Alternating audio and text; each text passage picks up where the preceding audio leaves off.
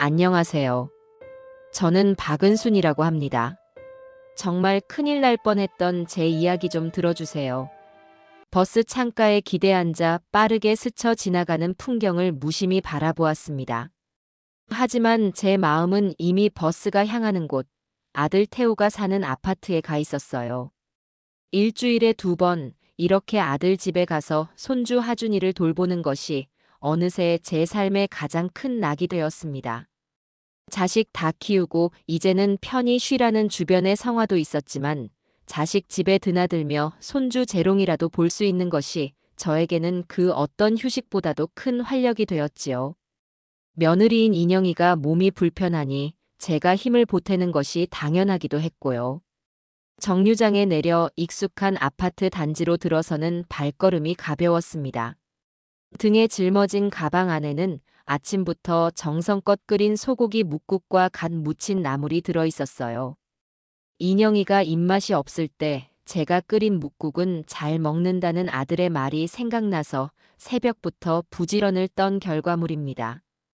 엘리베이터 숫자가 올라가는 것을 보며 곧 문을 열고 달려 나와 제 품에 안길 예쁜 손주 하준이를 떠올리니 저절로 얼굴에 웃음꽃이 피었습니다. 딩동. 초인종 소리에 잠시 후 문이 열리고 제 예상과는 달리 현관에는 아들 태호가 서 있었습니다. 어머니, 오셨어요? 아이고, 이 무거운 걸 또 싸우셨네요. 왔어? 인영이는 안에 있고, 이건 하준이랑 인영이 먹이려고 좀 끓여왔다. 별거 아니야. 제 등에서 가방을 받아드는 아들의 얼굴이 조금은 수척해 보였어요. 안쓰러운 마음에 아들의 등을 한번 토닥여 주었습니다. 거실로 들어서자 휠체어에 앉아있던 며느리 인영이가 환한 미소로 저를 맞이했습니다. 어머님 오셨어요? 매번 이렇게 신세만 져서 어떡해요? 신세는 무슨? 내가 좋아서 오는 건데. 오늘은 몸 좀 어떠니? 네, 어머님 덕분에요. 어제보다는 한결 나은 것 같아요. 태호 씨, 어서 어머님 가방 받아드려요. 인영이는 언제나처럼 상냥하고 예의가 발랐습니다. 희귀병으로 인해 허리 아래로는 거의 힘을 쓰지 못해 휠체어에 의지해야 하는 상황임에도 단 한 번도 얼굴을 찌푸리는 법이 없었지요. 오히려 그런 자신 때문에 가족들이 고생한다며 늘 미안해하는 착한 며느리였습니다. 아들 태호는 그런 아내를 정말 지극정성으로 돌봤어요.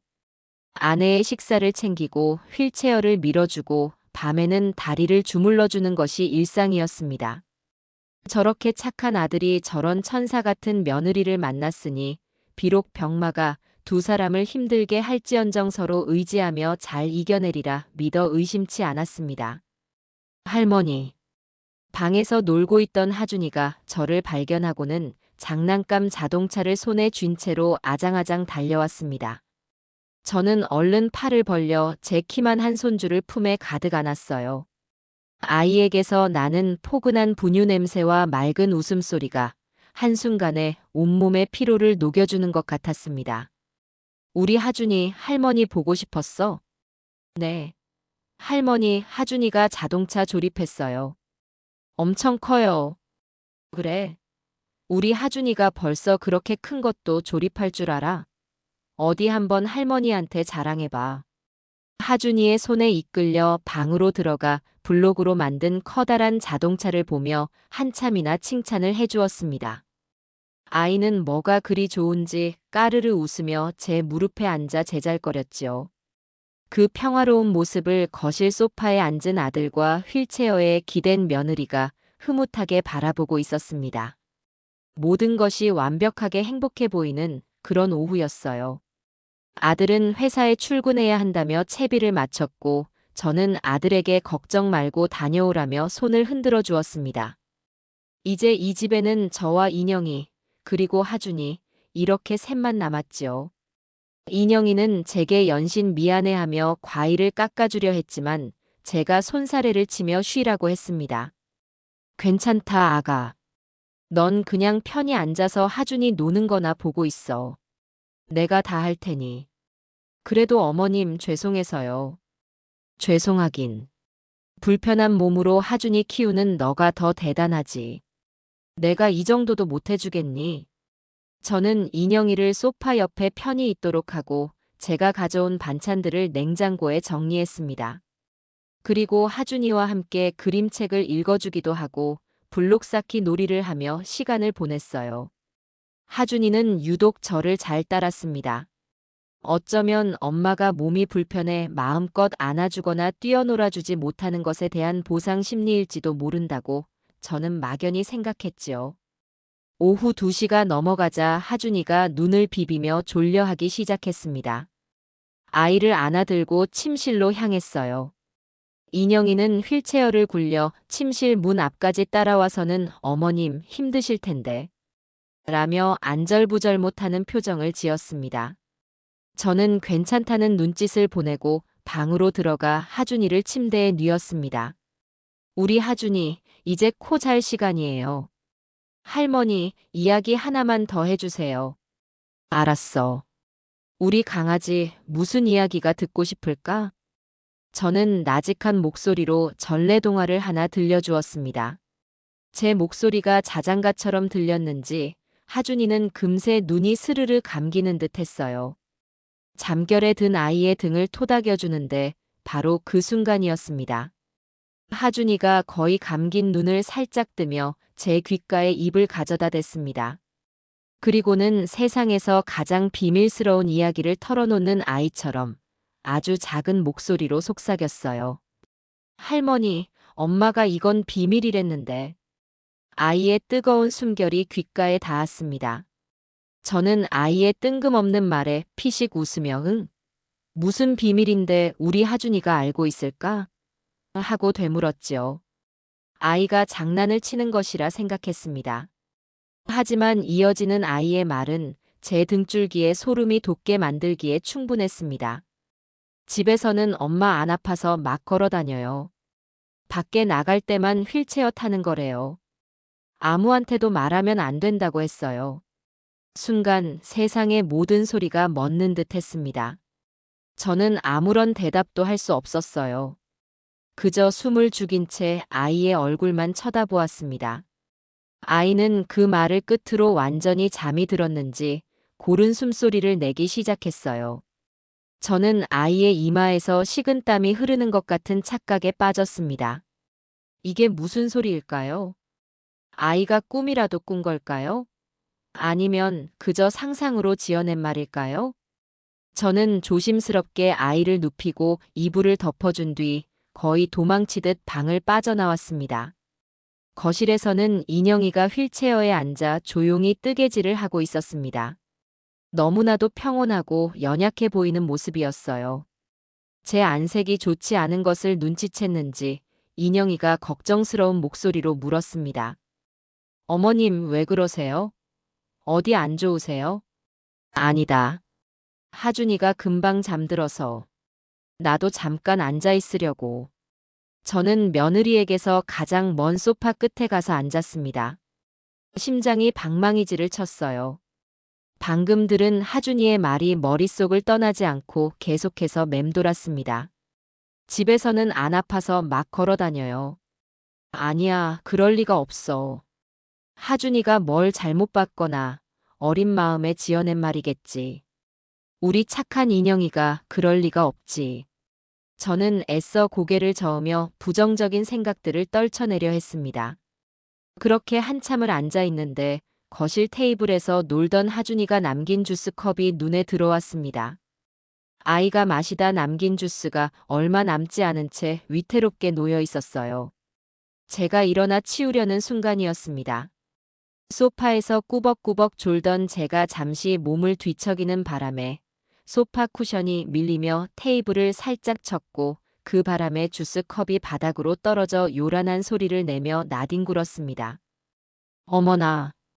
끈적한 오렌지 주스가 하얀 거실 바닥에 웅덩이처럼 퍼져나갔습니다.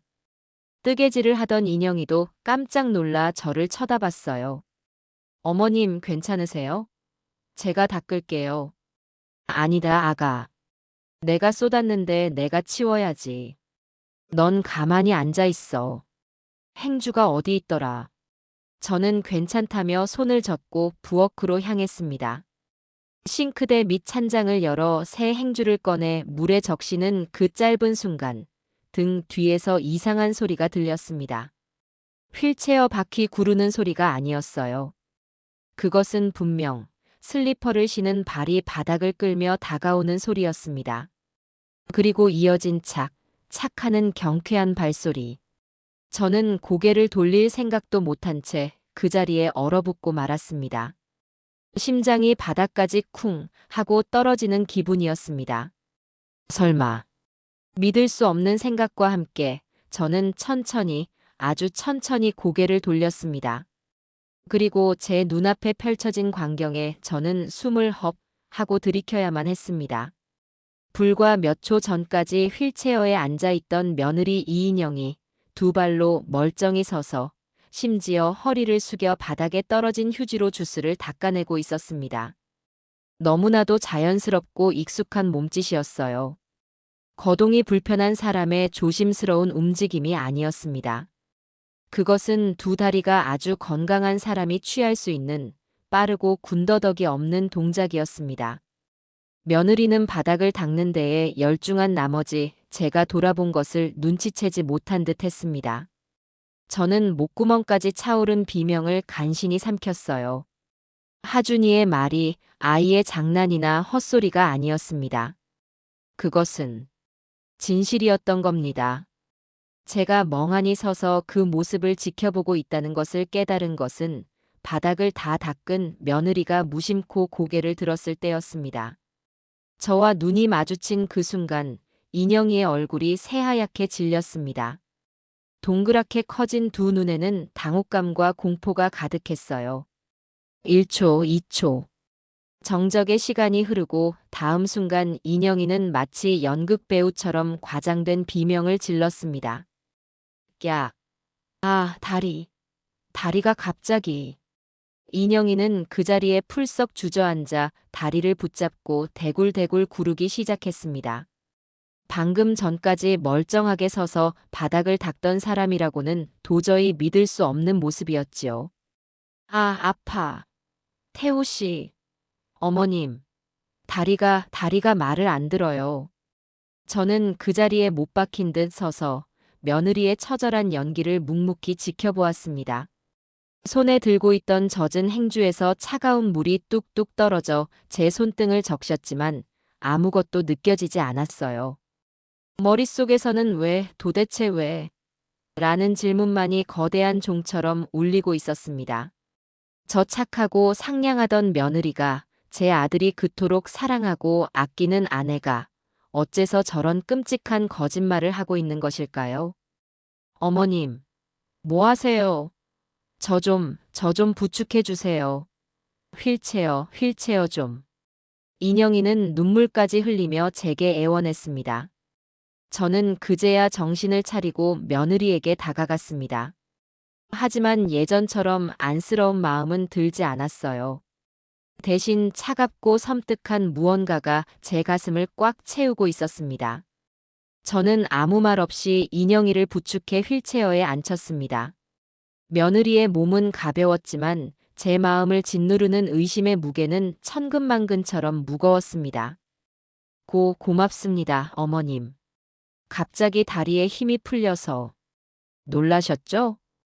휠체어에 앉은 인영이가 숨을 몰아쉬며 말했습니다. 저는 대답 없이 고개만 끄덕였어요.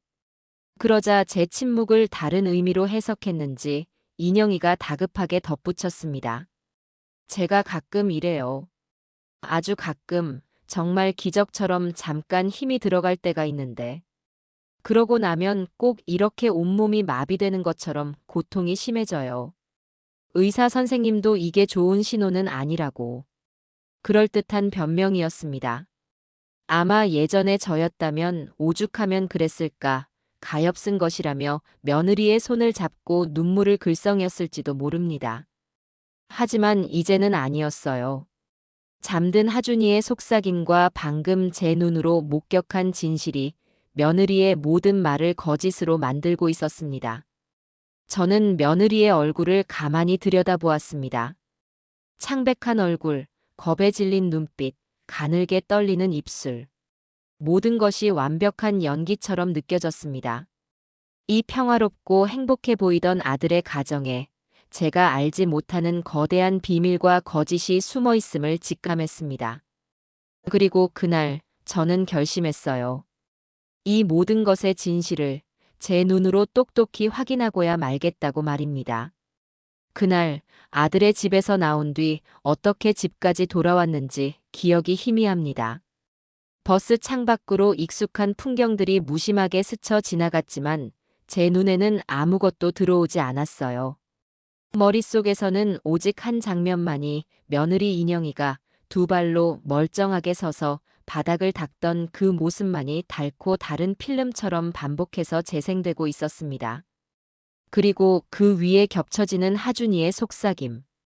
집에서는 엄마 안 아파서 막 걸어 다녀요. 아이의 순진한 목소리는 이제 더 이상 아이의 투정이 아니었습니다. 그것은 제가 외면하려 했던 진실의 첫 번째 조각이었지요.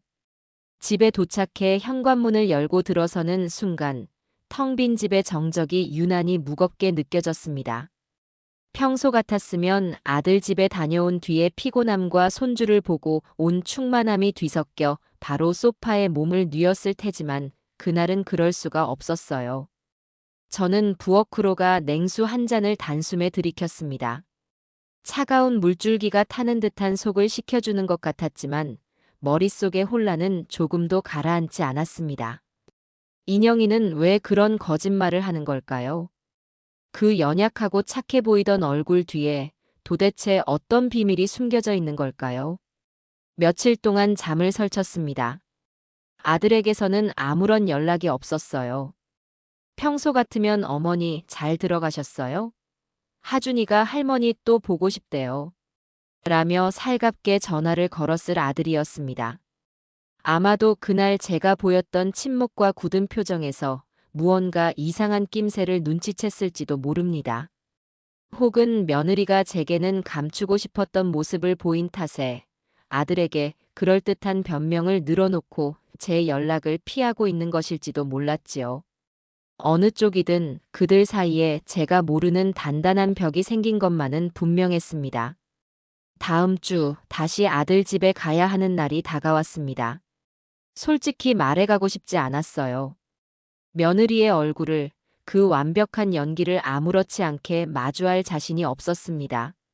하지만 가지 않을 수도 없는 노릇이었습니다. 여기서 제가 발을 빼버리면 저는 영원히 진실에 다가갈 수 없을 테니까요. 그리고 무엇보다도 아무것도 모르는 아들과 그 거짓의 성 안에서 자라나고 있을 손주 하준이가 눈에 밟혔습니다. 저는 평소보다 더 정성껏 음식을 준비했어요. 인영이가 좋아하는 잡채와 제가 직접 담근 동치미까지 챙겼습니다. 제 마음속 의심을 감추기 위한 저만의 위장이었습니다. 다시 찾은 아들의 집은 여느 때와 다름없이 평온해 보였습니다. 저를 맞는 며느리의 얼굴에도 지난번에 당황한 기색은 온데간데 없었어요.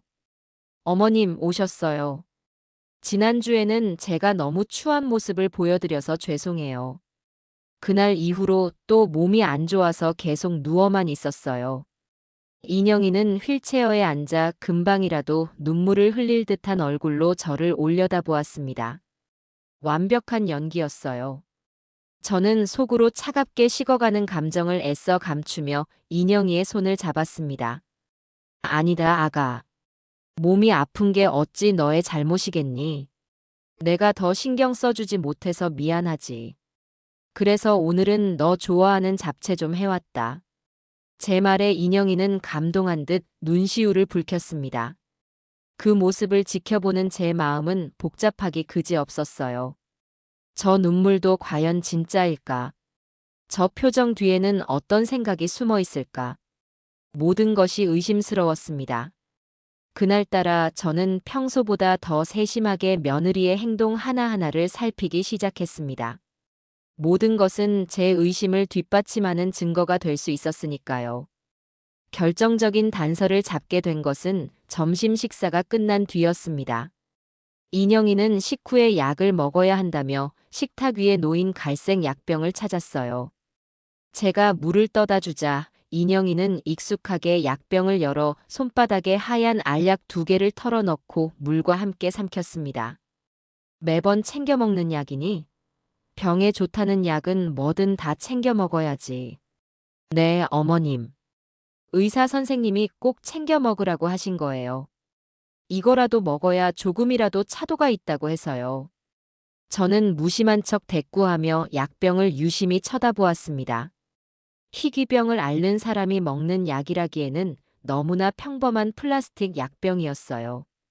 상표도 성분 표시도 제대로 되어 있지 않은 그저 하얀 라벨지에 건강보조제라고만 적혀 있었습니다. 잠시 후 인영이가 화장실에 간 틈을 타 저는 재빨리 약병을 집어들었습니다. 뚜껑을 열어보니 안에는 흔한 종합 비타민과 비슷한 모양의 알약들이 들어있었지요. 저는 주머니에 넣어두었던 휴대폰을 꺼내 약병의 라벨과 알약의 모양을 여러 각도에서 찍었습니다. 손이 가늘게 떨렸지만 들키면 안 된다는 생각에 서둘러 일을 마쳤습니다. 그날 밤 집에 돌아온 저는 곧장 컴퓨터 앞에 앉았습니다. 아들이 사준 돋보기를 꺼내 쓰고 낮에 찍어온 사진들을 확대해 보았어요. 라벨에 아주 작게 적힌 영문 상표명을 겨우 알아볼 수 있었습니다. 서툰 솜씨로 인터넷 검색창에 그 이름을 입력하자 수많은 판매 사이트들이 화면을 가득 채웠습니다. 제 심장이 다시 한번 쿵 하고 내려앉았습니다. 며느리가 희귀병 치료제라며 매일같이 먹던 그 약은 의사의 처방 따위는 필요 없는 그저 평범한 해외 직구 종합 비타민이었습니다. 가격도 한 통에 2만 원이 채 되지 않았어요. 그렇다면 진짜 약은 어디에 있는 걸까요? 아니, 애초에 진짜 약이라는 것이 존재하기는 하는 걸까요? 병을 앓고 있다는 것 자체가 거짓이라면 온몸에 소름이 돋았습니다. 이 모든 것이 거대한 사기극일지도 모른다는 끔찍한 가정이 머릿속을 스쳐 지나갔습니다. 며칠 후 저는 더 이상 혼자 끙끙 앓을 수 없다는 생각에 아들 태호에게 전화를 걸었습니다. 진실을 말할 수는 없었지만 애둘러서라도 아들의 생각을 떠보고 싶었어요. 태호야, 잘 지내니? 다름이 아니라 인영이 뭔 말이다. 혹시 다른 큰 병원에 한번 가보는 건 어떻겠니? 요즘 의술이 좋아서 혹시 더 좋은 치료법이 있을지도 모르잖니. 제 조심스러운 제안에 수화기 너머의 아들은 잠시 말이 없었습니다. 그러다 이내 한숨을 푹 쉬며 대답했어요. 어머니, 그냥 두세요. 인영 씨도 지금 다니는 병원이 제일 잘 본다고 하고 또 병원 옮기는 것도 보통 일이 아니에요. 그래도 혹시 모르잖니. 내가 아는 분이 세브란스 병원에 계시는데 한번 알아봐 줄까? 어머니. 아들의 목소리가 갑자기 날카로워졌습니다. 왜 자꾸 인영 씨 병에 대해 못 믿겠다는 듯이 말씀하세요? 가뜩이나 몸도 아픈 사람인데 어머니까지 그러시면 인영 씨가 얼마나 상처받겠어요. 아니, 그런 뜻이 아니라 나는 그저 걱정이 돼서. 걱정되시면 그냥 지금처럼 하준이 봐주시고 인영 씨한테 맛있는 거나 해주세요. 다른 건 저희가 알아서 할게요. 제 아내, 제가 제일 잘 압니다. 아들은 그렇게 제 말을 잘라버리고는 바쁘다는 핑계로 전화를 끊었습니다. 저는 멍하니 끊어진 전화기만 붙들고 서 있어야 했어요. 아들은 단단히 속고 있었습니다. 며느리가 쳐놓은 거미줄 같은 거짓말에 사로잡혀 진실을 말하려는 제 목소리마저 외면하고 있었지요. 아들을 통해서는 어떤 것도 해결할 수 없다는 절망감이 밀려왔습니다. 오히려 제가 섣불리 움직였다가는 아들과의 관계마저 돌이킬 수 없게 될지도 모른다는 위기감마저 들었습니다. 혼자가 되었다는 생각에 눈앞이 캄캄했습니다. 하지만 포기할 수는 없었어요. 이대로 모든 것을 덮어버린다면 제 아들과 손주는 거짓으로 만들어진 불행 속에서 평생을 살아가야 할 테니까요. 저는 이제 제 자신의 힘으로 누구의 도움도 없이 이 진실을 파헤쳐야만 했습니다. 그 결심을 굳힌 며칠 뒤 제게 결정적인 기회가 찾아왔습니다. 그날도 저는 아들 집에 하준이를 보러 가 있었습니다. 저녁 식사를 마친 후 인영이는 소파에 앉아 있었고 저는 부엌에서 설거지를 하고 있었어요. 그때 인영이에게 전화가 걸려왔습니다. 네, 언니. 어머, 정말 축하해. 그래, 그럴 줄 알았어. 인영이의 목소리는 평소보다 한 톤 높아져 있었습니다. 저는 설거지를 하는 척하며 귀를 쫑긋 세웠습니다. 그럼, 당연히 되지. 서류만 잘 준비하면 돼. 내가 도와줬던 사람들 다 받았잖아. 진단서가 제일 중요해. 무조건 일상생활 영위 불가 판정이 나와야 하고. 그래, 그래. 내가 나중에 필요한 서류 목록 다시 문자로 보내줄게. 서류, 진단서, 일상생활 영위 불가. 제 심장이 다시 뛰기 시작했습니다. 통화 내용은 명백히 보험금과 관련된 이야기처럼 들렸습니다. 통화를 마친 인영이는 기분이 좋은지 콧노래를 흥얼거리며 무언가를 종이에 적기 시작했어요. 그러다 거실 한쪽에 쌓여있던 재활용 쓰레기 더미를 발견하고는 제게 말했습니다. 어머님, 저것 좀 버려야 하는데. 제가 움직이질 못해서. 괜찮다. 내가 나가는 길에 버릴게. 저는 기다렸다는 듯이 대답했습니다. 이것은 기회였습니다. 인영이가 잠시 하준이를 데리고 방으로 들어간 사이 저는 재빨리 재활용 종이가 담긴 봉투로 다가갔습니다. 그리고 봉투를 뒤적여 인영이가 방금 무언가를 적고 구겨버린 종이 조각을 찾아냈어요. 그뿐만이 아니었습니다. 봉투 깊숙한 곳에서는 여러 장의 서류들이 함께 묶여 나왔습니다. 은행에서 온 우편물 봉투, 병원 로고가 찍힌 서류, 그리고 너덜너덜해진 보험 약관처럼 보이는 것들이었습니다. 저는 떨리는 손으로 그것들을 제 가방 가장 깊숙한 곳에 쑤셔 넣었습니다. 심장이 터질 것처럼 두근거렸지만 얼굴은 최대한 평온함을 유지하려 애썼어요. 집으로 돌아오는 내내 제 가방 안에 든 서류 뭉치가 마치 뜨거운 불덩이처럼 느껴졌습니다. 집에 도착하자마자 저는 가방에서 꺼낸 서류들을 식탁 위에 펼쳐 놓았습니다. 가장 먼저 눈에 들어온 것은 여러 보험사에서 온 보험금 지급 내역서였습니다. 질병 후유 장애 보험금, 장기 간병비 지원금.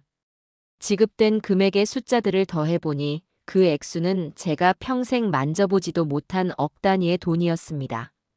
그리고 그 옆에는 며느리 인영이의 이름으로 발급된 진단서 사본이 있었습니다. 병명은 저도 처음 들어보는 희귀신경계 질환이었고 진단 내용에는 분명하게 적혀 있었습니다. 상기 환자는 희귀신경 질환으로 인한 영구적 하지 마비 상태로 타인의 도움 없이는 독립적인 일상생활이 불가능함을 확인함. 영구적 하지 마비. 저는 그 단어 위에서 눈을 뗄 수가 없었습니다. 두 발로 멀쩡히 서서 바닥을 닦던 며느리의 모습이 눈앞에 선명하게 떠올랐습니다. 이것은 명백한 거짓이었습니다. 단순한 꾀병 수준이 아니었어요. 이것은 의사를 속이고 보험사를 속여 거액의 돈을 타내기 위한 치밀하게 계획된 범죄였습니다. 제 손은 분노와 배신감으로 부들부들 떨렸습니다. 착하고 가여운 며느리라고 생각했던 제 자신이 한심하게 느껴졌어요. 아들의 눈을 가리고 이 모든 일을 꾸민 며느리의 진짜 얼굴을 떠올리자 등골이 오싹해졌습니다. 이제 저는 더 이상 물러설 곳이 없었습니다. 이 끔찍한 진실을 세상 밖으로 끌어내야만 했습니다.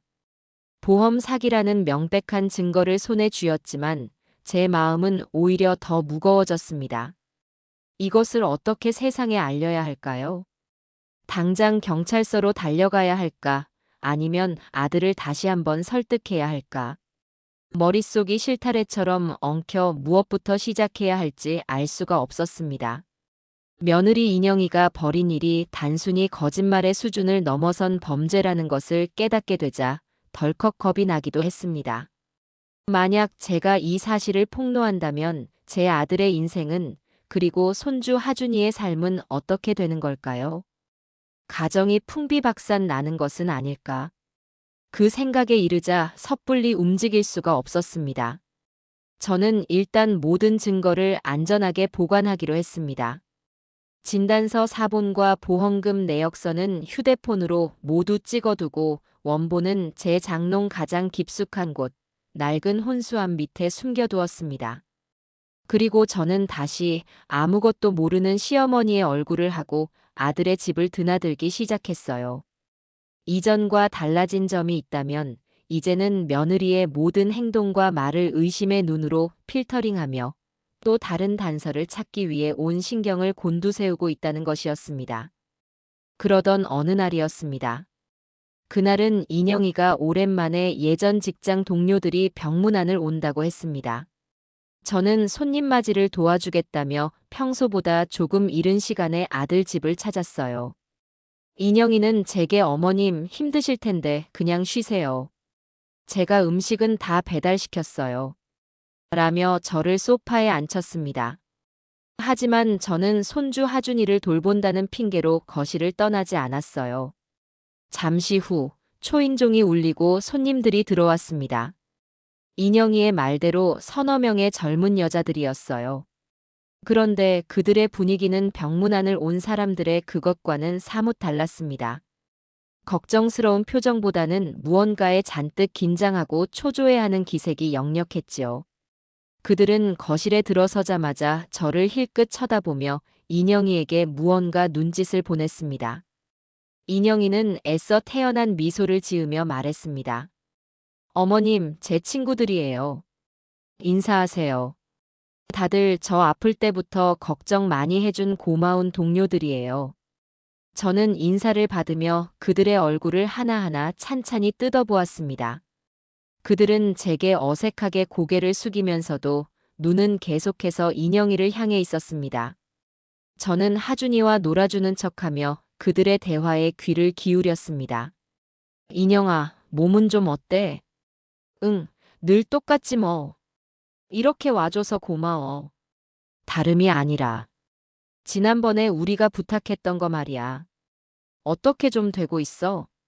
한 여자가 조심스럽게 운을 떼자 다른 여자들도 기다렸다는 듯이 인영이를 채근하기 시작했습니다. 그들의 대화는 병문안과는 전혀 상관없는 내용으로 흘러갔어요. 원금, 수익률, 다음 주 마감 같은 제가 알아들을 수 없는 단어들이 오고 갔습니다. 인영이는 휠체어에 앉아 여유롭게 웃으며 그들을 진정시켰습니다. 걱정들 마. 내가 다 알아서 하고 있으니까. 너희가 나를 뭘로 보고. 나만 믿고 따라오면 된다고 했지? 다음 주까지 약속된 금액만 정확히 맞춰주면 그 다음 달부터는 바로 수익금 정산 들어갈 거야. 인영이의 말에는 사람을 압도하는 묘한 확신이 담겨 있었습니다. 불안해하던 여자들은 인영이의 말을 듣고 나서야 조금 안심하는 듯한 표정을 지었어요. 그리고는 약속이나 한 듯 각자 가방에서 두툼한 흰 봉투를 꺼내 인영이에게 건넸습니다. 인영이는 너무나도 익숙하게 그 봉투들을 받아 휠체어 옆에 놓인 작은 가방에 쓸어 담았어요. 돈 봉투가 오고 가는 그 광경은 제가 상상하던 병문안과는 너무나도 거리가 멀었습니다. 이것은 마치 어떤 은밀한 거래 현장 같았어요. 손님들이 돌아간 후 인영이는 기분이 아주 좋아 보였습니다. 그 모습을 지켜보는 제 마음속에서는 보험 사기와는 또 다른 새로운 의심의 싹이 자라나고 있었습니다. 저 돈들은 대체 무엇일까? 인영이는 거동도 못하는 몸으로 저 많은 돈을 가지고 대체 무엇을 하고 있는 걸까? 며칠 뒤 저는 그 의문을 풀 결정적인 실마리를 제 손으로 직접 찾아내게 되었습니다.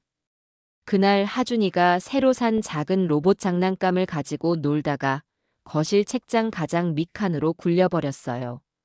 아이가 울상을 지으며 제게 손을 내밀었습니다. 할머니, 로봇이 저기 숨었어요. 꺼내주세요. 책장 밑은 공간이 좁아 어른이 팔을 넣기에는 조금 비좁았습니다. 저는 바닥에 거의 엎드리다시피 한 자세로 팔을 뻗어 장난감을 더듬어 찾았어요. 한참을 더듬거리던 제 손끝에 장난감의 딱딱한 감촉과 함께 무언가 두툼하고 낯선 것이 함께 잡혔습니다. 조심스럽게 그것을 꺼내보니 그것은 낡은 가죽 커버로 된 두툼한 다이어리였습니다. 평소 그 자리에 없던 물건이었어요. 아마도 인영이가 급하게 숨겨둔 것이 틀림없었습니다. 저는 순간적으로 주위를 살폈습니다. 인영이는 마침 걸려온 전화를 받으며 베란다에 나가 있었어요. 하준이는 제가 꺼내준 로봇을 받고 신나서 방으로 달려갔습니다. 지금이 기회였습니다. 저는 마른 침을 삼키고 조심스럽게 다이어리의 첫 장을 넘겼습니다. 다이어리의 맨 앞장에는 삐뚤빼뚤한 글씨로 이렇게 적혀 있었습니다. 해피맘 고수익 투자 클럽. 그리고 다음 장부터는 제가 며칠 전 보았던 그 여자들의 이름을 포함해 수십 명의 이름들이 빽빽하게 적혀 있었습니다. 이름 옆에는 날짜와 금액, 그리고 입금 확인, 수익률 30% 보장 같은 메모들이 함께 있었지요. 그것은 비밀 장부였습니다. 보험 사기와는 별개로 며느리가 불법적인 투자 사기를 벌이고 있다는 것을 증명하는 또 하나의 범죄 기록이었어요. 저는 숨을 죽인 채 장부를 빠르게 넘겼습니다. 피해자들의 이름 옆에 적힌 투자 금액은 적게는 몇백만 원에서 많게는 수천만 원에 달했습니다. 그 돈들이 모여 인영이의 계좌로 흘러 들어가고 있었던 겁니다. 저는 손이 덜덜 떨리는 것을 느끼며 이 끔찍한 증거를 다시 한번 휴대폰 카메라에 담았습니다. 한 장 한 장, 모든 페이지를 빠짐없이 찍었어요. 그리고는 아무도 눈치채지 못하게 원래 있던 책장 가장 깊숙한 곳으로 장부를 밀어 넣었습니다. 그날 이후 저는 인영이를 완전히 다른 사람으로 보게 되었습니다.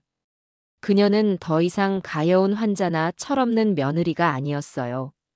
사람들의 동정심을 이용해 거액의 보험금을 뜯어내고 같은 엄마들의 절박함을 이용해 투자 사기까지 벌이는 무섭고 잔인한 범죄자였습니다. 모든 것을 알게 된 후 제 마음을 가장 아프게 찌른 것은 다름 아닌 손주 하준이의 그림 한 장이었습니다. 하루는 하준이가 유치원에서 그려온 그림을 제게 자랑스럽게 내밀었어요. 할머니, 이거 보세요. 제가 그린 우리 가족이에요. 그림 속에는 아빠와 할머니, 그리고 하준이 자신의 모습이 해맑게 웃고 있었습니다. 그런데 엄마의 모습이 조금 이상했어요. 다른 가족들은 모두 서 있는데 엄마만은 휠체어에 앉아 있었고 얼굴에는 눈물을 흘리고 있었습니다. 하준아, 엄마는 왜 울고 있어? 제가 묻자 하준이는 너무나도 순진한 얼굴로 대답했습니다. 엄마가 아파서 우는 거래요. 그래서 아줌마들이 엄마한테 돈을 많이 줬어요. 엄마가 돈 많이 받으면 안 아프대요. 아이의 입에서 나온 말은 제 가슴에 비수처럼 꽂혔습니다. 인영이는 자신의 아들에게까지 거짓말을 가르치고 있었던 겁니다. 아프기 때문에 돈을 받아야 한다는 그릇된 인식을 아주 어릴 때부터 심어주고 있었던 거예요. 그뿐만이 아니었습니다. 하준이는 그림의 한쪽 구석을 손가락으로 가리키며 말했어요. 이 아줌마는 저번에 우리 집에 와서 막 울었어요. 엄마가 이 아줌마도 곧 부자 만들어준다고 했어요. 그림 속에는 며칠 전 돈 봉투를 들고 왔던 여자 중 한 명의 얼굴이 그려져 있었습니다.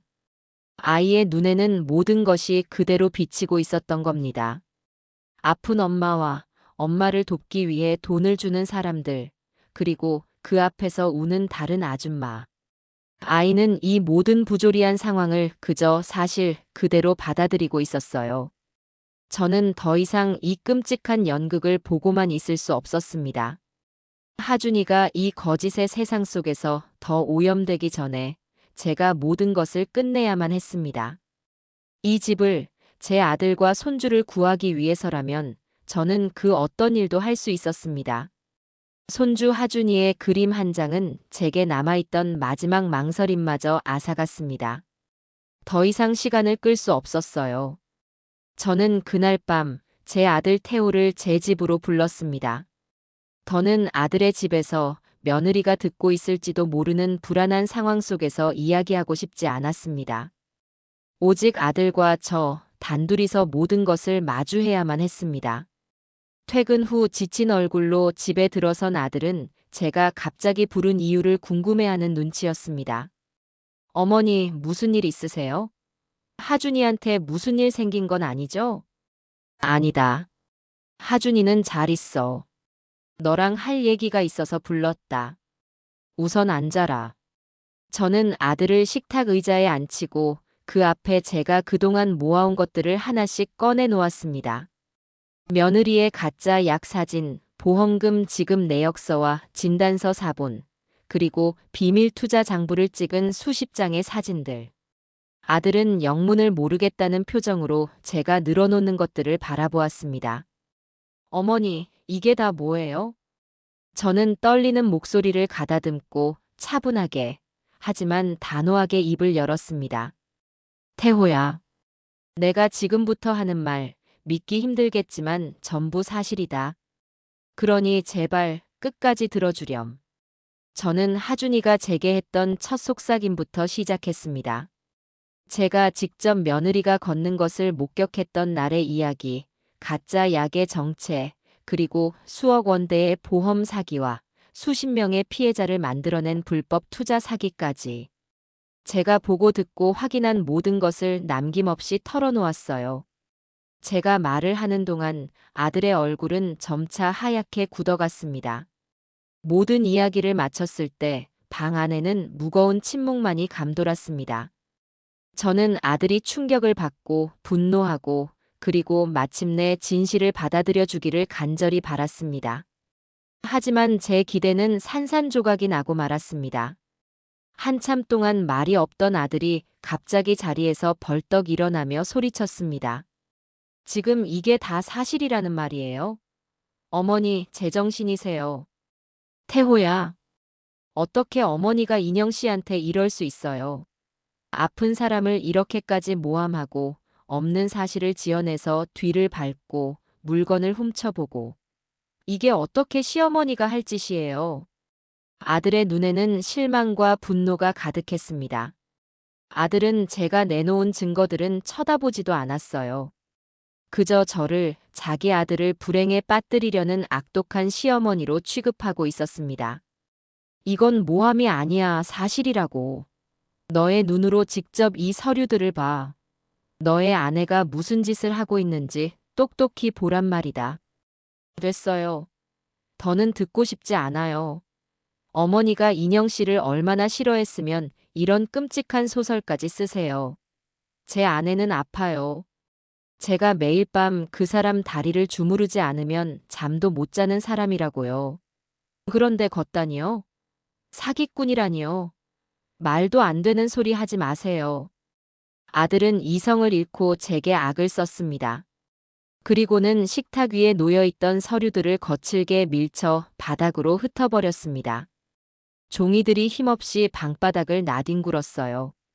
그것은 마치 진실을 외면당한 제 마음 같았습니다.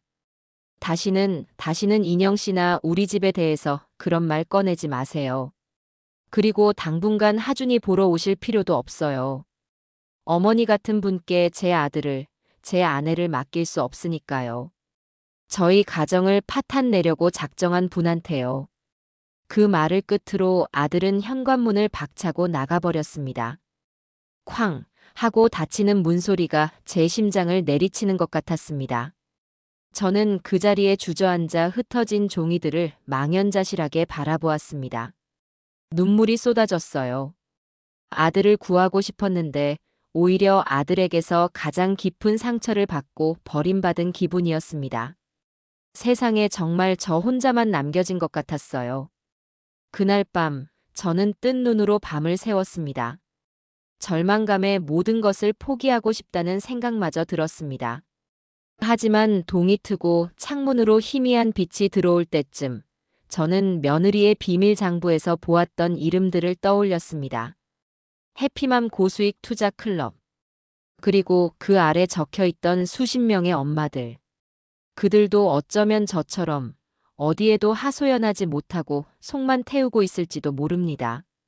아이의 병원비를 대출받은 돈을 잃고 절망에 빠져 있을 그들의 얼굴이 떠오르자 저는 이대로 주저앉을 수 없다는 생각이 들었습니다. 이것은 더 이상 제 가족만의 문제가 아니었습니다. 저는 자리에서 일어나 컴퓨터를 켰습니다. 그리고 검색창에 해피맘, 투자 사기 같은 단어들을 입력하기 시작했어요. 제가 사는 지역의 맘카페를 찾아 가입하고 며칠 동안 눈이 빠져라 게시판을 뒤졌습니다. 그리고 마침내 저는 찾아냈습니다. 혹시 해피맘 클럽에 투자하신 분 계신가요? 라는 제목의 글이었습니다. 글쓴이는 몇 달째 수익금은커녕 원금도 돌려받지 못하고 있다는 내용과 함께 주최자와 연락이 잘 닿지 않아 불안하다는 심경을 토로하고 있었습니다. 그 글의 댓글에는 저와 같은 처지라는 엄마들의 절규가 줄을 잇고 있었어요. 아이 수술비 하려고 모아둔 돈이었는데 남편 몰래 마이너스 통장까지 썼는데 죽고 싶은 심정이에요. 댓글 하나하나에 담긴 절박함과 고통이 모니터를 뚫고 제 가슴을 후벼 팠습니다. 그들이 말하는 주최자의 특징은 몸이 불편하지만 사람들을 잘 이끌고 고수익을 보장한다며 엄마들을 현혹했다는 점에서 제 며느리 인영이와 정확히 일치했습니다. 저는 더 이상 망설이지 않았습니다. 아들은 저를 믿어주지 않았지만 법은 제 편이 되어줄지도 모릅니다. 아니, 반드시 그렇게 만들어야만 했습니다. 저 이름 모를 피해자들을 위해서라도, 그리고 무엇보다 이 모든 거짓의 한가운데서 아무것도 모른 채 웃고 있는 제 손주 하준이를 위해서라도요. 저는 바닥에 흩어져 있던 서류들을 다시 주워 모았습니다. 구겨진 종이들을 하나하나 정성껏 폈어요. 그리고 제가 맘카페에서 찾아낸 피해자들의 글들을 모두 출력했습니다. 며느리의 가짜 약 사진, 보험 서류, 비밀 장부, 그리고 피해자들의 증언까지. 모든 증거가 하나의 파일을 이루었습니다.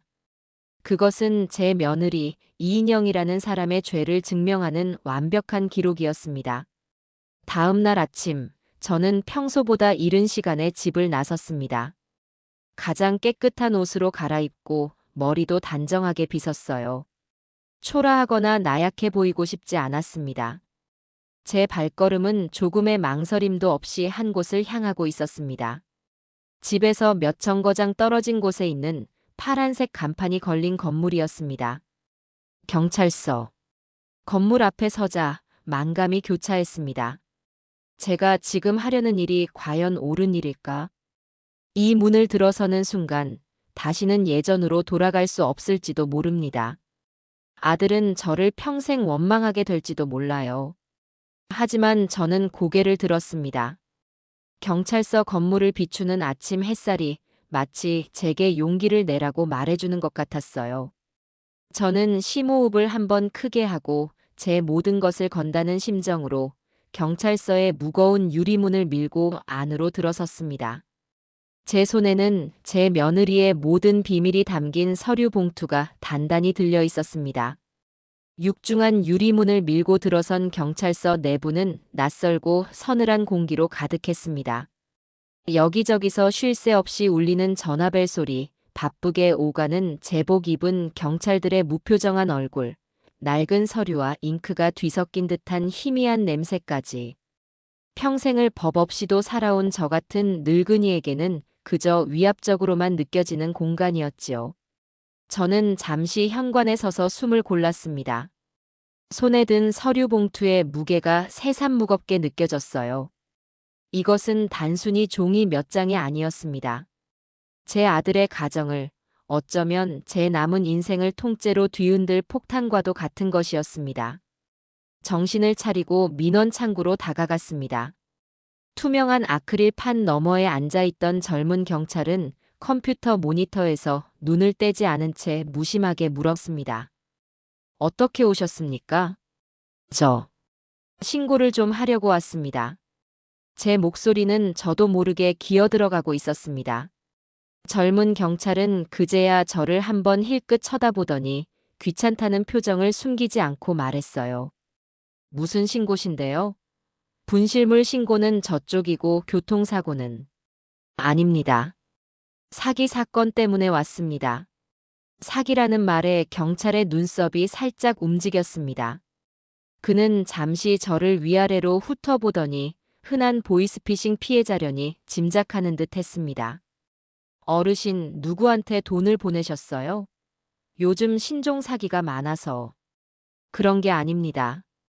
제 며느리를 신고하려고 합니다. 그 말을 하는 순간 제 입술이 바싹 마르는 것을 느꼈습니다. 젊은 경찰의 얼굴에는 황당함과 동정이 뒤섞인 표정이 스쳐 지나갔어요. 그는 한숨을 내쉬며 볼펜으로 책상을 톡톡 두드렸습니다. 어르신, 여기는 가정 문제를 상담해 주는 곳이 아닙니다. 가족 간의 다툼은, 이건 단순한 가족 다툼이 아닙니다. 저는 저도 모르게 목소리를 높였습니다. 주변의 시선이 잠시 제게 쏠리는 것을 느꼈지만 이제 와서 물러설 수는 없었어요. 이건 여러 피해자가 있는 명백한 보험 사기고 투자 사기입니다. 여기 증거도 다 가지고 왔습니다. 저는 품에 안고 있던 서류 봉투를 창구 위로 밀어 올렸습니다. 제 단호한 태도에 젊은 경찰도 더는 저를 돌려보낼 수 없겠다고 판단했는지 잠시 머뭇거리다 자리에서 일어났습니다. 일단 안으로 들어오셔서 말씀하시죠. 제가 담당 팀으로 안내해 드리겠습니다. 저는 경찰을 따라 민원실 안쪽 복도를 걸었습니다. 미로처럼 이어진 복도를 따라 도착한 곳은 지능범죄수사팀이라는 팻말이 붙은 사무실 앞이었어요.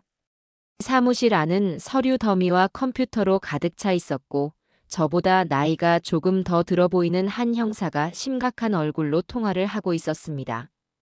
젊은 경찰이 그에게 다가가 귓속말을 하자 형사는 통화를 급하게 마무리하고 저를 돌아보았습니다.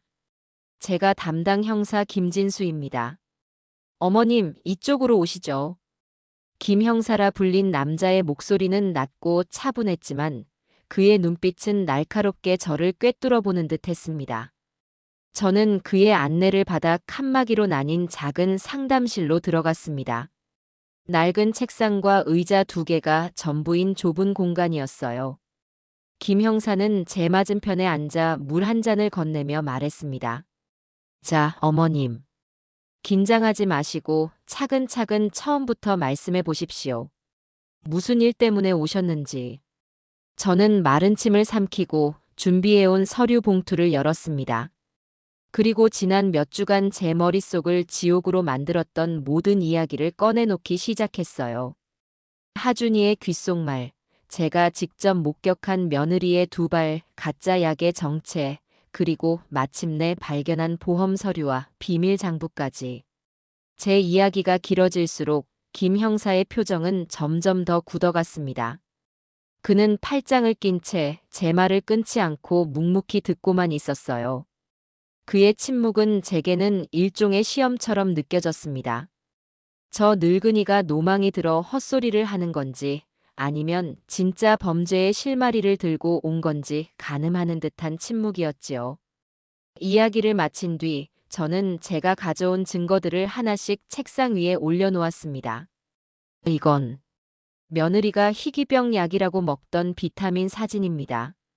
그리고 이건 며느리 이름으로 나온 진단서, 사본과 보험금 지급 내역서고요. 여기에는 영구적 하지 마비라고 분명히 적혀 있습니다. 김 형사는 말없이 서류들을 집어들어 꼼꼼히 읽어내려갔습니다. 그의 시선이 지급액 항목에 적힌 억 단위의 숫자 위에서 잠시 머물렀습니다. 그리고 이건 며느리가 다른 엄마들을 상대로 투자 사기를 벌인 증거입니다. 제가 몰래 찍어온 비밀 장부 사진들이에요. 여기 이름과 금액이 다 적혀 있습니다. 저는 휴대폰을 꺼내 장부를 찍은 사진들을 넘겨 보여주었습니다. 김 형사의 미간이 꿈틀거렸어요. 마지막으로 저는 맘카페에서 출력해온 피해자들의 글을 내밀었습니다. 이분들도 모두 피해자입니다. 제 며느리에게 속아서 아이 수술비, 대출금까지 다 잃은 엄마들이에요. 제 아들은 아무것도 모르고 있습니다. 자기 아내가 천사인 줄만 알아요. 그 말을 할 때 결국 참았던 눈물이 터져 나왔습니다. 그동안 혼자 짊어져야 했던 서름과 분노, 아들에 대한 안타까움이 한꺼번에 북받쳐 올랐습니다. 저는 흐느끼며 김 형사에게 애원했습니다. 형사님, 제발 제 며느리의 실체를 밝혀주세요. 제 아들과 손주를, 그리고 저 불쌍한 사람들을 제발 구해주세요. 한참 동안 상담실에는 제 울음소리만이 가득했습니다. 김 형사는 제가 감정을 추스를 때까지 조용히 기다려 주었어요. 얼마의 시간이 흘렀을까 제가 겨우 울음을 그치자 그가 드디어 입을 열었습니다. 그의 목소리에는 처음에 회의적인 기색이 사라져 있었습니다. 어머님 힘드셨겠습니다. 일단 어머님께서 가져오신 자료들은 잘 알겠습니다. 그는 자리에서 일어나 서류들을 챙겨 들었습니다. 그리고는 제게 정식으로 진술서를 작성해야 한다고 말했어요. 저는 다른 방으로 옮겨 제가 했던 모든 이야기를 다시 한번 처음부터 끝까지 구술했습니다. 김 형사는 제 진술을 컴퓨터로 받아 적으며 때로는 날짜를 확인하고 때로는 장소의 세부적인 특징을 물으며 내용을 보강해 나갔습니다. 몇 시간에 걸친 조사가 끝나고 저는 제 이름 옆에 지장을 찍었습니다. 이제 모든 것은 돌이킬 수 없게 되었습니다. 모든 절차를 마친 김 형사는 제게 아주 중요한 당부를 했습니다. 어머님, 오늘부터 저희가 이 사건에 대해 정식으로 내사에 착수할 겁니다. 며느님 되시는 이인영 씨의 금융거래 내역과 통신 기록, 그리고 병원 진료 기록까지 모두 확인할 예정입니다. 하지만 가장 중요한 것이 있습니다. 그의 눈빛이 다시 한번 날카로워졌습니다. 절대로 며느님이나 아드님이 눈치채게 해서는 안 됩니다. 평소와 똑같이 행동하셔야 합니다. 만약 이인영 씨가 수사 사실을 알게 되면 증거를 인멸하거나 도주할 우려가 있습니다. 그렇게 되면 모든 것이 수포로 돌아갈 수 있어요. 하실 수 있겠습니까? 네, 그렇게 하겠습니다. 저는 떨리는 목소리로 대답했습니다. 이제부터 저는 제 아들과 며느리 앞에서 세상에서 가장 완벽한 연기를 해야만 했습니다. 진실을 감춘 시어머니, 아무것도 모르는 할머니의 연기를요. 경찰서를 나설 때 바깥 세상은 제가 들어갈 때와는 전혀 다르게 보였습니다. 평범하게 거리를 오가는 사람들, 가게의 불빛들, 자동차 소음까지. 모든 것이 그대로였지만 저 혼자만 다른 세상에 떨어진 기분이었습니다. 거대한 비밀을 경찰과 공유하게 된 저는 이제 더 이상 평범한 할머니가 아니었습니다. 저는 제 손으로 거대한 폭탄의 심지에 불을 붙인 사람이었습니다. 안도감과 함께 심장을 짓누르는 거대한 불안감이 동시에 밀려왔습니다. 과연 저는 이 모든 것을 감당할 수 있을까요? 경찰서에 다녀온 며칠 뒤 저는 지옥 같은 시간을 보내고 있었습니다. 김 형사와의 약속대로 저는 아무 일도 없었다는 듯이 행동해야 했어요. 하지만 며느리의 얼굴을 마주할 때마다 제 심장은 천길 낭떠러지로 떨어지는 것 같았습니다. 제가 신고한 범죄자와 한 공간에서 웃고 대화하고 식사를 해야 한다는 사실이 저를 미치게 만들었지요. 그러던 중 아들 태호에게서 전화가 걸려왔습니다. 제 심장이 쿵 하고 내려앉았습니다.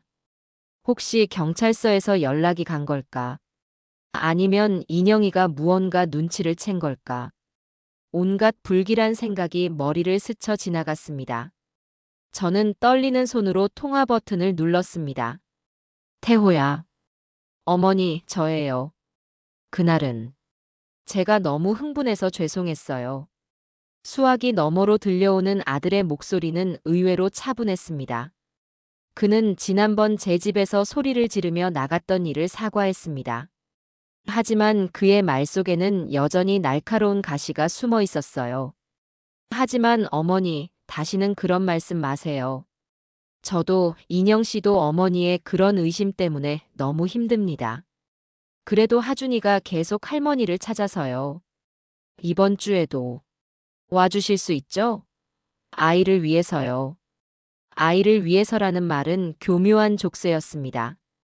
아들은 저를 용서한 것이 아니었어요. 그저 하준이를 돌봐줄 사람이 필요했고 제가 거절할 수 없으리라는 것을 알고 있었습니다. 저는 입술을 깨물며 대답했습니다. 그래, 가마. 우리 하준이 보러 가야지. 전화를 끊고 나서 저는 한참 동안이나 허탈한 마음에 소파에 주저앉아 있었습니다. 아들은 저를 의심하고 있었고, 저는 그런 아들과 며느리를 속여야만 했습니다. 이 지독한 연극의 막은 과연 언제쯤 내리게 될까요? 다시 아들의 집을 찾은 날, 저는 그 어느 때보다 더 완벽한 연기를 해야 했습니다. 인영이는 제 눈치를 살피면서도 평소처럼 살갑게 저를 맞았어요. 어머님 오셨어요. 태호 씨한테 들었어요. 지난번에 저희 때문에 마음 상하셨죠? 다 제 탓이에요. 제가 괜히 아파서. 죄송해요, 어머님. 인영이는 눈물을 글썽이며 제 손을 잡았습니다. 그 가증스러운 모습에 속이 뒤집히는 것 같았지만 저는 애써 미소를 지으며 그녀의 손을 다독였습니다. 아니다, 아가. 내가 오해한 게지. 너는 아무 잘못 없다. 그렇게 하루 종일 저는 가면을 쓴 광대처럼 웃고 떠들었습니다. 하준이와 놀아주고 며느리가 해달라는 음식을 만들어주고 그녀의 아프다는 거짓 하소연을 진지한 얼굴로 들어주었습니다. 저녁 시간이 가까워질 무렵이었어요. 제가 부엌에서 저녁 준비를 하고 있는데 주머니에 넣어둔 휴대폰이 짧게 진동했습니다. 화면에는 김진수 형사라는 이름이 떠 있었어요. 심장이 철렁 내려앉았습니다. 여기서 전화를 받을 수는 없었어요. 저는 급하게 손을 씻고 빨래를 걷는 척하며 베란다로 나갔습니다. 그리고 최대한 목소리를 낮춰 전화를 받았습니다. 여보세요? 어머님, 접니다. 김 형사입니다. 혹시 통화 괜찮으십니까? 네. 괜찮습니다. 무슨 일? 이신가요? 지금 길게 통화하기는 어렵고 중요한 진전이 있어서 연락드렸습니다. 저희가 이인영 씨의 차명 계좌를 여러 개 발견했습니다. 그리고 김 형사가 무언가 더 말하려는 순간이었습니다. 등 뒤에서 갑자기 웬 그림자가 불쑥 나타났습니다. 화들짝 놀라 돌아보니 며느리 인영이가 어느새 제 등 뒤에 소리도 없이 다가와 서 있었습니다. 휠체어는 거실에 그대로 있었어요. 두 발로 멀쩡하게 걸어서 베란다까지 온 것이었습니다. 어머님, 누구랑 통화하세요? 인영이의 눈초리가 매서웠습니다. 의심이 가득 담긴 눈으로 제 휴대폰과 제 입을 번갈아 쳐다보고 있었어요. 저는 심장이 멎는 것 같았습니다. 여기서 들키면 모든 것이 끝장이었어요. 저는 순간적인 기지를 발휘해 일부러 구수한 고향 사투리를 쓰며 목소리를 높였습니다. 아이고, 우리 춘자 엄마였는가. 오랜만이여. 그려. 나 잘 있지. 김장은 벌써 다 했는가? 나는 올해는 아들네 김치 얻어먹으려고 안 했네만. 하하. 저는 일부러 과장되게 웃으며 마치 오랜 고향 친구와 통화하는 것처럼 연기했습니다. 인영이는 여전히 의심스러운 눈초리를 거두지 않았지만 제 천연덕스러운 연기에 더는 추궁하지 못하고 말없이 저를 지나쳐 베란다 끝으로 가 빨래를 살폈습니다. 저는 그 틈을 타 김 형사에게 나중에 다시 걸겠네. 라고 속삭이고는 황급히 전화를 끊었습니다. 10년은 늙은 기분이었습니다. 등줄기에서는 식은땀이 흘렀어요. 인영이는 아무 말 없이 부엌으로 돌아갔지만 저는 그녀의 뒷모습에서 차가운 의심의 시선을 분명히 느낄 수 있었습니다. 그날 이후 인영이는 저를 대하는 태도가 미묘하게 달라졌습니다.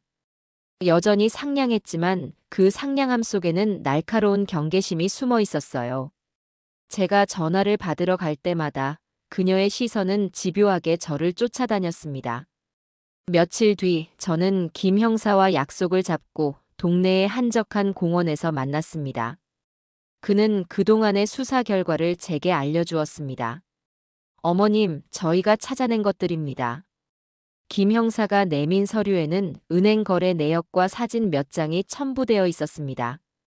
이인영 씨는 어머님께서 말씀하신 대로 여러 개의 차명 계좌, 즉 대포 통장을 이용해 투자금을 관리하고 있었습니다. 저희가 확인한 금액만 벌써 수억 원대에 이릅니다. 그리고 이건 저희가 며칠간 잠복하며 찍은 사진입니다.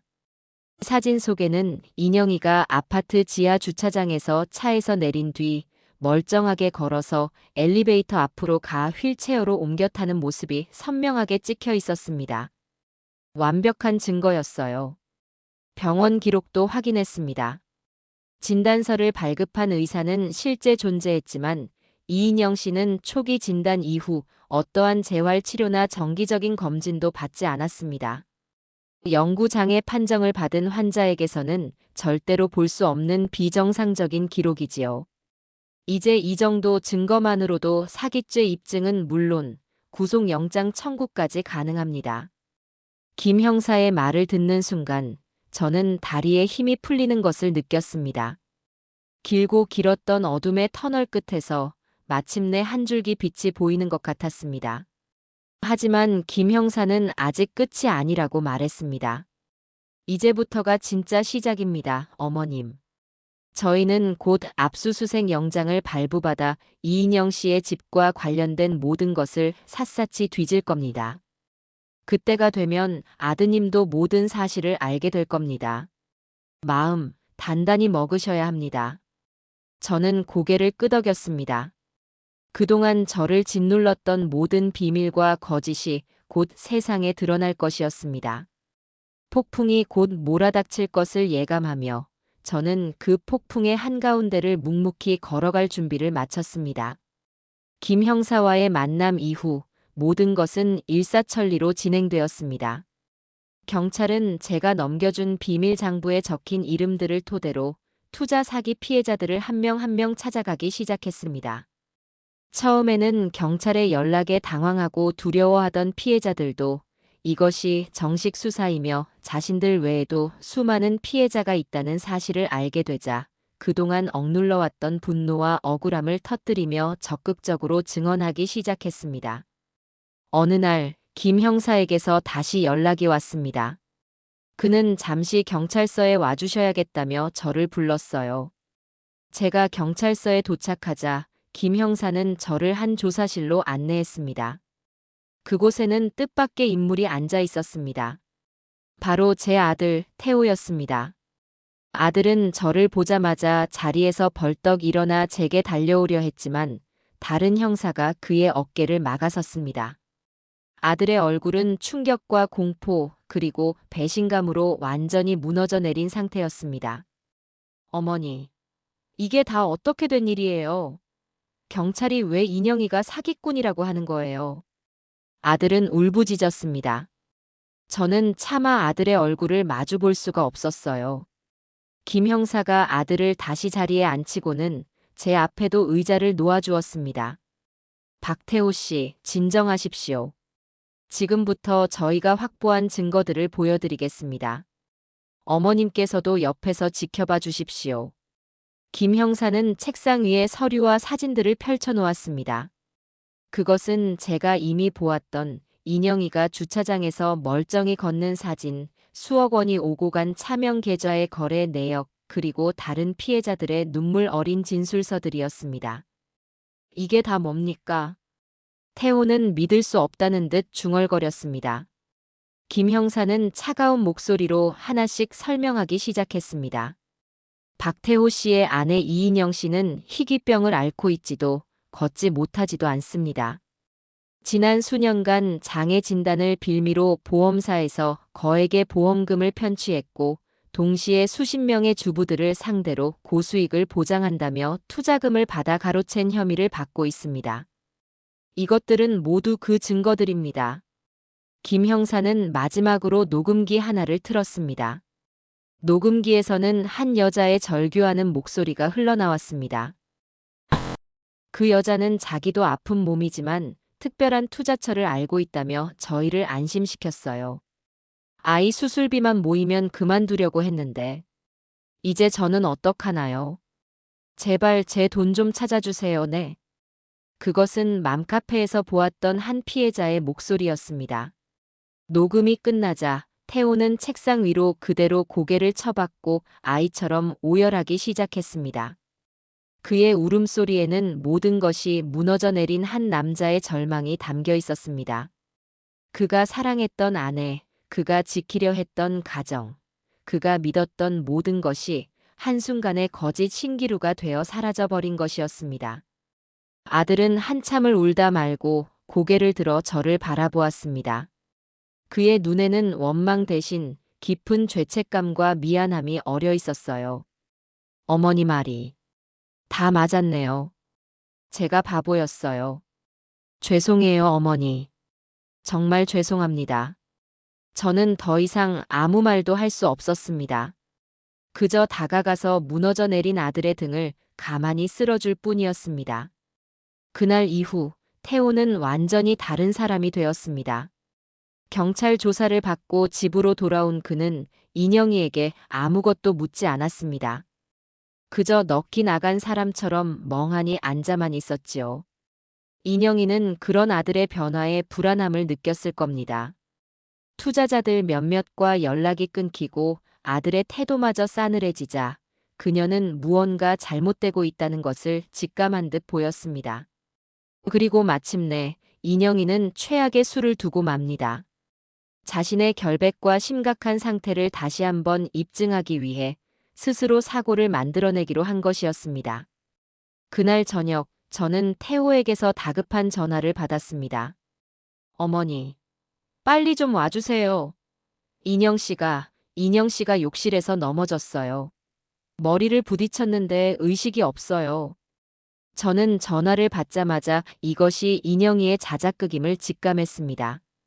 김 형사가 궁지에 몰리면 무슨 짓을 할지 모른다고 경고했던 것이 떠올랐어요. 저는 즉시 김 형사에게 전화를 걸어 이 사실을 알렸습니다.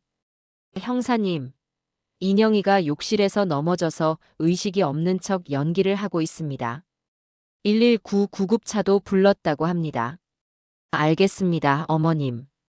지금 즉시 저희도 그쪽으로 출동하겠습니다. 드디어 때가 된 것 같습니다. 저는 급하게 택시를 잡아 아들의 집으로 향했습니다. 아파트 앞에 도착하니 119 구급차가 요란한 불빛을 번쩍이며 서 있었습니다. 집 안으로 뛰어들어가니 구급대원들이 거실 바닥에 누워있는 인영이의 상태를 살피고 있었습니다. 인영이는 눈을 감은 채 미동도 없었고 태호는 옆에서 어쩔 줄 몰라 하며 발만 동동 구르고 있었어요. 모든 것이 인영이가 계획한 대로 흘러가는 듯 보였습니다. 구급대원이 인영이를 들것에 실으려던 바로 그 순간이었습니다.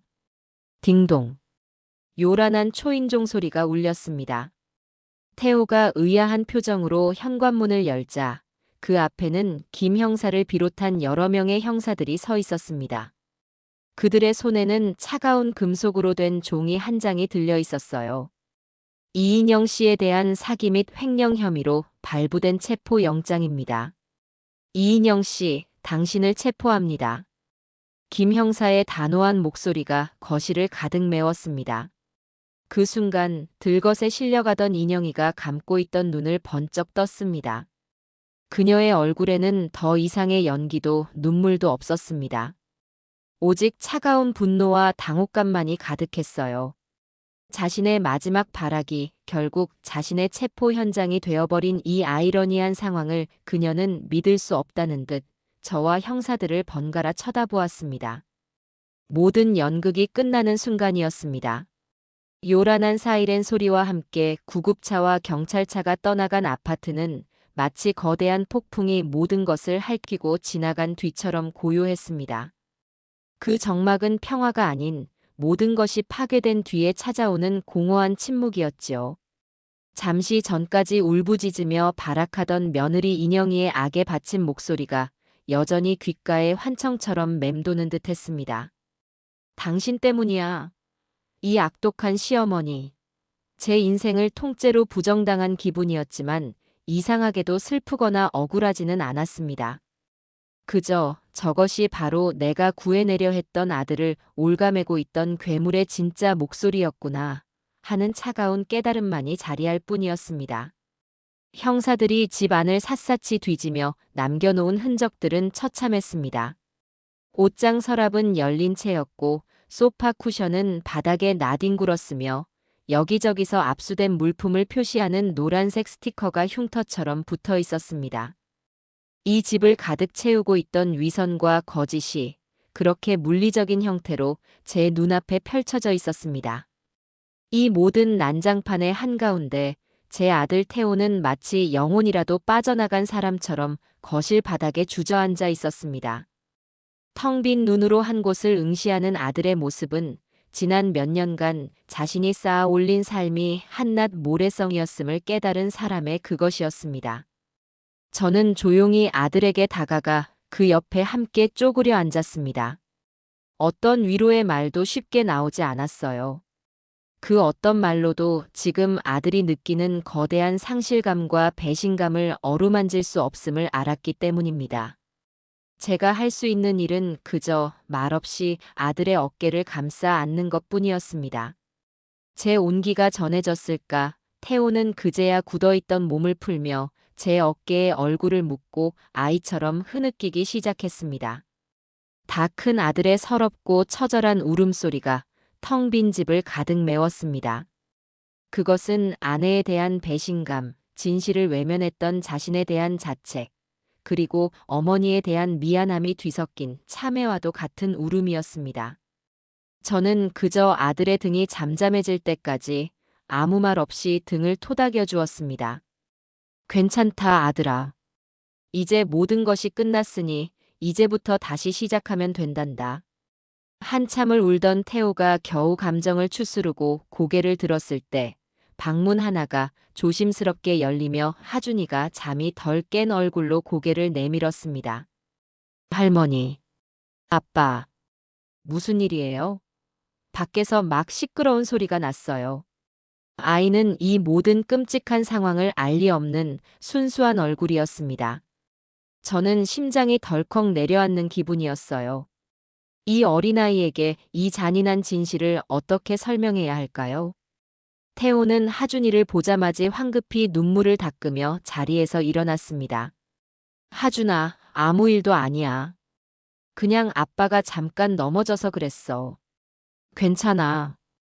아들은 애써 웃어 보였지만 그 목소리는 형편없이 떨리고 있었습니다.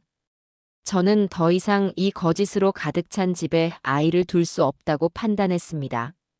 태호야, 오늘은 하준이 데리고 우리 집으로 가자. 여기서 밤을 보낼 수는 없어. 제 말에 태호는 힘없이 고개를 끄덕였습니다. 그는 마치 실에 매달린 인형처럼 제 말에 따라 움직이기 시작했어요. 저는 하준이 방으로 들어가 아이가 좋아하는 잠옷과 장난감 몇 개, 그리고 갈아입을 옷가지를 작은 가방에 챙겼습니다. 하준이는 할머니 집에 가서 자고 온다는 말에 신이 나서 제 옆에 붙어 제잘거렸지요. 아이의 순진무구함이 역설적으로 제 가슴을 더욱 아프게 찔렀습니다. 집을 나서기 전 태호는 잠시 발걸음을 멈추고 집 안을 돌아보았습니다. 그의 시선이 인영이가 쓰던 휠체어, 그녀의 손때가 묻은 가구들, 그리고 가족 사진이 담긴 액자 위에 차례로 머물렀습니다. 그의 눈빛은 흔들리고 있었지만 이내 그는 결심한 듯 고개를 돌렸습니다. 그 눈빛 속에는 미련이나 슬픔 대신 모든 것을 정리하겠다는 차가운 결의가 서려 있었습니다. 그렇게 우리 세 사람은 모든 비밀과 거짓이 폭로된 그 집을 뒤로하고 나섰습니다. 아파트 복도를 걸어 나와 엘리베이터를 타고 1층 현관을 빠져나오는 그 모든 과정이 마치 긴 꿈에서 깨어나는 것처럼 비현실적으로 느껴졌습니다. 제 손을 잡은 하준이의 작은 온기와 제 옆에서 말없이 걷는 아들의 무거운 침묵. 그것만이 제가 현실에 발을 딛고 있음을 느끼게 해주었습니다. 제 작은 집으로 향하는 택시 안에서 저는 창밖으로 빠르게 스쳐 지나가는 도시의 불빛을 보며 생각했습니다. 이것은 끝이 아니라 새로운 시작이라고. 고통스럽고 더딜지라도 우리는 반드시 이 상처를 이겨내고 다시 일어서야만 한다고 말입니다. 제 집에 도착한 태호는 그날 밤 뜬 눈으로 밤을 새웠습니다. 저는 그런 아들에게 아무것도 묻지 않고 그저 따뜻한 차 한 잔을 끓여줄 뿐이었어요. 다음 날 아침, 태호는 마치 다른 사람이라도 된 것처럼 단호한 얼굴로 제게 말했습니다. 어머니, 저 변호사를 만나야겠어요. 이혼. 해야겠습니다. 그의 목소리에는 한치의 망설임도 없었습니다. 저는 말없이 고개를 끄덕였습니다. 그것이 태호가 자신과 하준이의 삶을 되찾기 위해 해야 할 첫 번째 일이었습니다. 그날부터 태호는 바쁘게 움직이기 시작했습니다. 변호사를 만나 이혼 소송 절차를 밟고 경찰서를 오가며 참고인 조사를 받았습니다. 자기 아내의 범죄 사실을 제 입으로 직접 진술하는 것은 그에게 무척이나 고통스러운 일이었을 겁니다. 하지만 태호는 단 한 번도 약한 모습을 보이지 않았어요. 그는 자신이 외면했던 진실의 대가를 온몸으로 치르고 있었습니다. 며칠 뒤 인영이의 사건은 언론에 대서특필되기 시작했습니다. 희귀병 환자 행세하며 수십억 원대 보험 사기, 휠체어 탄 두 얼굴의 맘카페 투자 사기단 주범 구속. 뉴스 화면에는 모자이크 처리된 인영이의 얼굴과 그녀가 살던 우리 아파트의 모습이 번갈아 비쳤습니다. 온 세상이 그녀의 범죄에 대해 떠들어댔고 저는 그 뉴스를 보며 씁쓸한 마음을 감출 수 없었습니다. 제가 원했던 것은 이런 시끄러운 유명세가 아니었습니다. 저는 그저 제 아들과 손주를 구하고 싶었을 뿐이니까요. 세상이 시끄러워질수록 태호는 더욱 단단해졌습니다. 그는 인영이의 가족들이 걸어오는 비난 섞인 전화에도 흔들리지 않았고 주변의 동정 어린 시선에도 굴하지 않았습니다. 그리고 마침내 그는 가장 중요한 결정을 내렸습니다. 어머니, 저 아파트 처분해야겠어요. 그 집에서 있었던 모든 기억을 다 지워버리고 싶어요. 저는 아들의 결정을 존중했습니다. 며칠 뒤 저와 태호는 그 집을 정리하기 위해 다시 그곳을 찾았습니다. 집은 여전히 그날의 흔적이 고스란히 남아 있었어요. 우리는 말없이 집안의 물건들을 정리하기 시작했습니다. 태호는 인영이가 남겨둔 모든 물건들, 그녀가 입던 옷, 쓰던 화장품, 그리고 그녀가 사들였던 수많은 사치품들을 쓰레기 봉투에 담아냈습니다. 그 물건들을 버리는 것은 지난 몇 년간의 거짓된 삶을 도려내는 것과 같은 아픈 의식이었습니다. 모든 것을 정리하고 텅 비어버린 집을 둘러보며 태호가 제게 말했습니다. 어머니 덕분이에요. 어머니 아니었으면 저랑 하준이는 아직도 저 거짓말 속에서 살고 있었겠죠. 정말 감사합니다. 아들은 제 손을 잡으며 진심으로 고개를 숙였습니다. 저는 그런 아들의 손을 마주 잡으며 비로소 제 마음속을 짓누르고 있던 커다란 바위 하나가 사라지는 것을 느꼈습니다. 비록 모든 것을 잃었지만 저는 제 아들을 되찾았습니다. 진실을 마주할 용기를 가진 진짜 제 아들을요. 그것만으로도 제가 한 모든 일은 충분한 가치가 있었습니다. 인영이가 구속되고 세상이 한바탕 시끄러워진 뒤 우리에게는 법적인 절차와 함께 상처를 치유해야 하는 지난한 시간이 남았습니다. 태호는 변호사를 통해 이혼 소송을 신속하게 진행했고 인영이는 구치소 안에서 이혼 서류에 도장을 찍었습니다. 아이의 양육권은 당연히 태호에게 돌아왔습니다. 자신의 아이마저 범죄의 방패막이로 삼았던 인영이에게는 아이를 키울 자격이 없다는 것이 법의 판단이었습니다.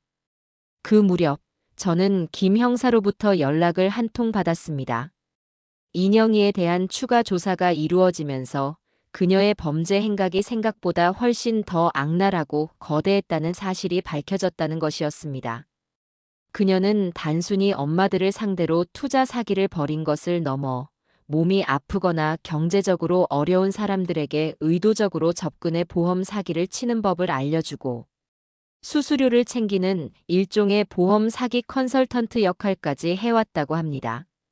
피해자들은 눈덩이처럼 불어났고 그녀가 편취한 금액의 총액은 상상을 초월하는 수준이었습니다. 경찰 조사가 마무리되고 인영이는 마침내 재판에 넘겨졌습니다. 첫 재판이 열리던 날, 저와 태호는 피해자들의 가족석에 앉아 재판을 지켜보았습니다.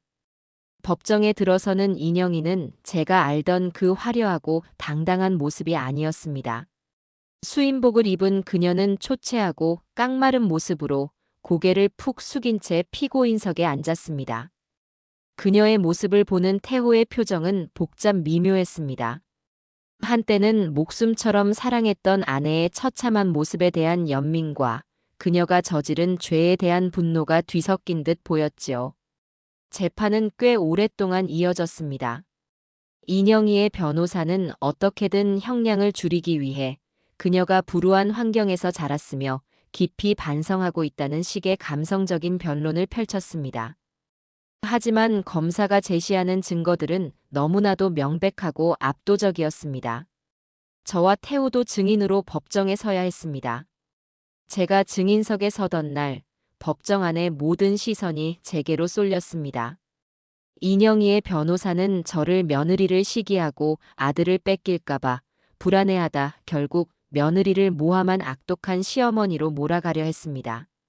그는 제게 아주 무례하고 교묘한 질문들을 던졌습니다. 증인은 며느리가 아들과 결혼할 때부터 마음에 들지 않았던 것 맞습니까? 증인은 며느리가 몸이 아파 아들에게 충분한 내조를 하지 못한다고 늘 불만을 토로했다는데 사실입니까?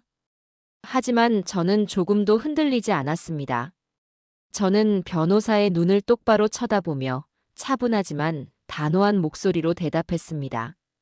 저는 제 며느리가 아픈 것이 싫었던 것이 아닙니다. 아프다고 거짓말을 하는 것이 잘못되었다고 생각했을 뿐입니다. 저는 제 아들이 행복하기를 바랐을 뿐이며 거짓 위에 세워진 행복은 진짜 행복이 아니라고 믿었을 뿐입니다. 제 증언이 끝나고 다음은 태호의 차례였습니다. 태호는 증인석에 서서 떨리는 목소리로 자신의 이야기를 시작했습니다. 자신이 아내에게 어떻게 완벽하게 속았는지, 아내의 거짓말을 맹신하며 진실을 말하려는 어머니를 어떻게 밀어냈는지, 그리고 마침내 모든 진실을 알게 되었을 때 얼마나 큰 충격과 절망을 느꼈는지에 대해 담담하게 털어놓았습니다. 그의 증언은 한편의 슬픈 고백과도 같았어요. 마지막으로 태호는 피고인석에 앉은 인영이를 바라보며 말했습니다. 재판장님, 저는 제 아내가 저지른 죄에 대해 엄벌을 내려주시기를 바랍니다. 그것이 저와 제 아들, 그리고 저 여자에게 속아 피눈물을 흘린 수많은 피해자들에게 제가 할 수 있는 유일한 속죄라고 생각합니다. 태호의 증언이 끝나자 법정 곳곳에서 억눌린 흐느낌이 터져나왔습니다. 그것은 다른 피해자들의 울음소리였습니다. 몇 차례의 재판이 더 이어진 후 마침내 선고 공판일이 다가왔습니다. 그날 법정은 사람들로 가득 차 발 디딜 틈도 없었습니다. 판사가 자리에서 일어나 판결문을 읽어 내려가기 시작했습니다. 법정 안에는 숨막히는 정적이 흘렀고 저는 태호의 손을 굳게 잡았습니다. 피고인 이인영은 자신의 신체적 조건을 가장해 수년간 거액의 보험금을 편취하고 같은 처지의 주부들을 상대로 신뢰를 쌓은 뒤 이를 악용하여 수십억 원대에 이르는 투자 사기를 저지르는 등 그 죄질이 매우 불량하고 비난 가능성이 크다. 특히 자신의 어린 아들마저 범죄의 도구로 이용하고 수사 과정과 재판 과정에서 진심으로 반성하는 태도를 보이지 않는 점 등을 고려하여 피고인 이인영에게 징역 10년을 선고한다. 땅, 땅, 땅. 판사의 선고와 함께 의사봉소리가 법정을 울리는 순간 저는 저도 모르게 눈을 감았습니다. 징역 10년. 결코 짧지 않은 세월이었습니다. 제 옆에서 태호는 조용히 눈물을 흘리고 있었고 피해자석에서는 안도와 서름이 뒤섞인 울음이 터져나왔습니다. 인영이는 판결을 듣고 그 자리에 주저앉아 오열했지만 그 눈물에 동정심을 보내는 사람은 아무도 없었습니다. 길고 길었던 싸움이 마침내 정의의 심판으로 끝을 맺는 순간이었습니다. 법정을 나오자 하늘이 유난히 맑고 푸르게 보였습니다. 태호는 저를 보며 처음으로 희미하게 웃어 보였습니다. 완벽한 행복은 아니었지만 그것은 분명 새로운 시작을 알리는 미소였습니다. 우리는 하준이가 기다리는 집으로 향했습니다. 이제는 더 이상 과거에 얽매이지 않고 오직 우리 세 사람의 미래만을 생각하며 나아가야 할 때였습니다. 그 후 우리는 거짓의 흔적이 남은 아파트를 처분한 돈으로 제 집 근처에 작은 빌라를 얻어 새로운 보금자리를 꾸렸습니다. 태호는 다니던 회사를 그만두고 작은 배달 전문 음식점을 차렸습니다. 새벽부터 밤늦게까지 고된 일이었지만 그는 단 한 번도 힘들다는 내색을 하지 않았어요. 정직하게 땀 흘려 돈을 버는 것이 얼마나 소중하고 값진 일인지를 그는 온몸으로 깨닫고 있었습니다. 저는 그런 아들을 위해 매일같이 가게 일을 돕고 하준이를 돌보며 새로운 일상에 적응해 나갔습니다. 비록 이전보다 풍족하지는 않았지만 우리 세 식구가 함께하는 저녁 식탁은 그 어떤 진수성찬보다도 따뜻하고 행복했습니다.